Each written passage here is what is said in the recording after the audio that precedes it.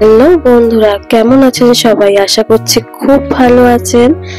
আজকে আমি রান্না করব মান কচু বাটা। এটা কিন্তু কম বেশি আমরা সবাই ভালোবাসি, আর এটা বানানোর পদ্ধতিও বিভিন্ন রকম। আমি এইভাবে বানাই, একবার এইভাবে বানিয়ে খেয়ে দেখবেন।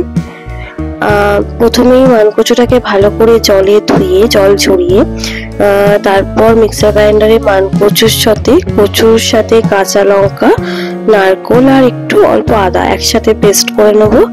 নিয়ে আমি ভালো করে মিহি করে পেস্ট করতে হবে। কড়াইয়ে সর্ষের তেল গরম করে, তেলটা কিন্তু একটু বেশি লাগবে, তেল গরম করে তার মধ্যে কালো জিরে ফোড়ন দিয়ে পেস্টটা দিয়ে দেবো।